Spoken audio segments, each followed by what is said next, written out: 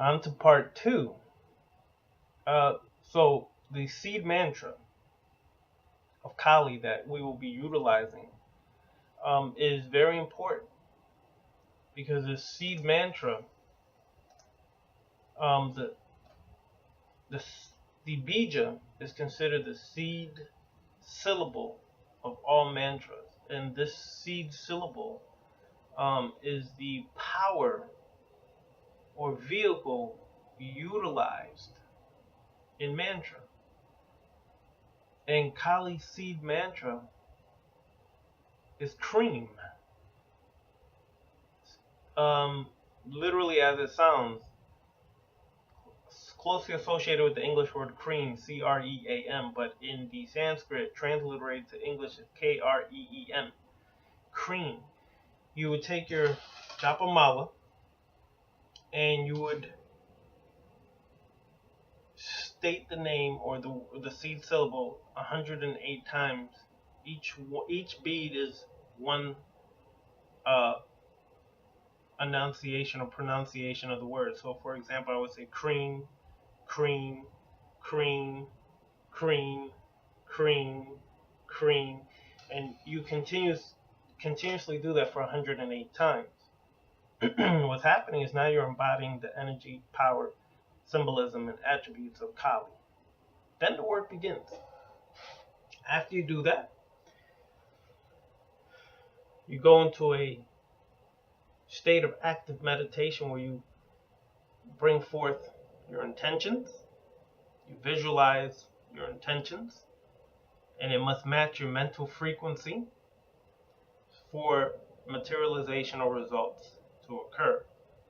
So after I chant that, I go into a moment of quietude and a moment of introspection and active meditation. Now, once I do that, then what occurs is the next work begins. I light a black candle on the left, a red candle on the right, put them on left side of Kali, right side of Kali. I could take incense and I put it in the back of Kali. Now I focus on my intention as I'm looking at Kali, whether it's for knowledge, wisdom, power, understanding, whether it's for a steady flow of income, whether it's for some attraction to someone, whatever the case may be. I go into that and I begin to do various aspects of however I do my magical ritual. I don't really go further into that because everybody works it differently, and if you listen to me, then you're starting to do it my way, not your way. But I can tell you this beginning part. So when we work with Kali, Kali is that feminine principle. Now, do not mistake feminine principle for being a woman or female. Feminine energy is feminine energy. Masculine energy is masculine energy. However, we encompass both within ourselves, regardless of gender. And you can be imbalanced.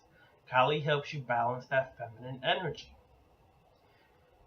regardless of gender. Let me keep saying that over and over. Regardless of gender, you can balance yourself by activating the feminine or the masculine. Whichever you are deficient or lacking in is the one that you need to work on.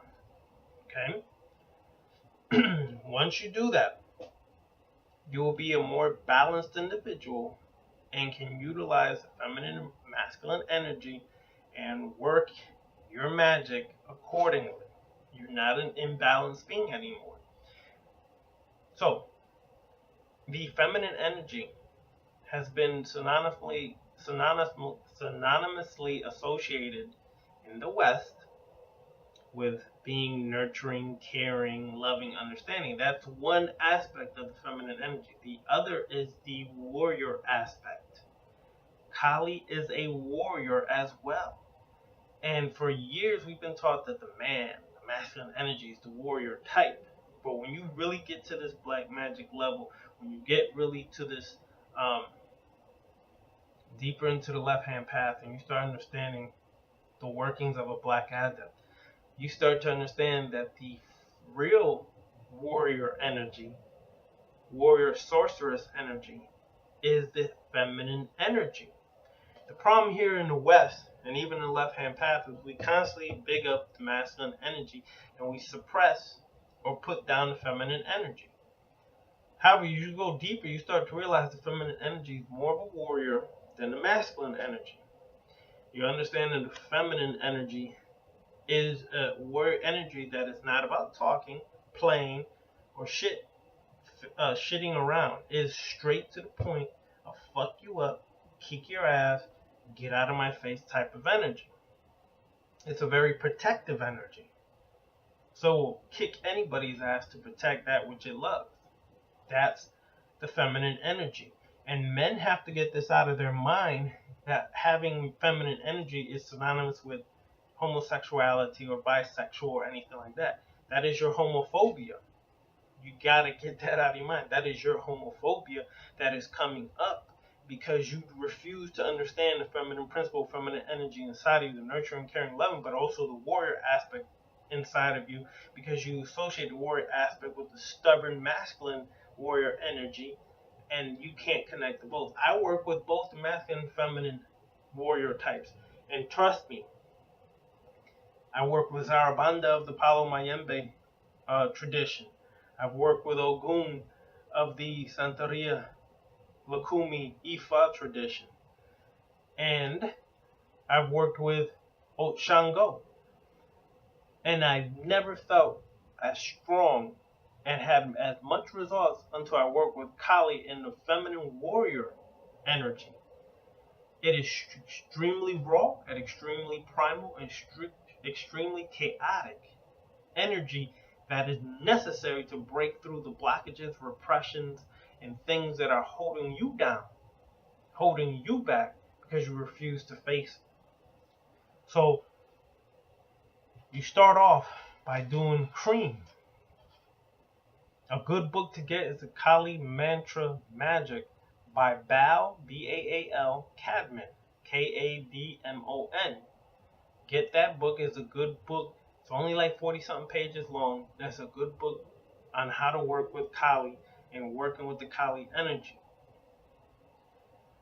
So I'll leave this here and finish this another day. This is going to be the first part of working with Kali Magick. Peace.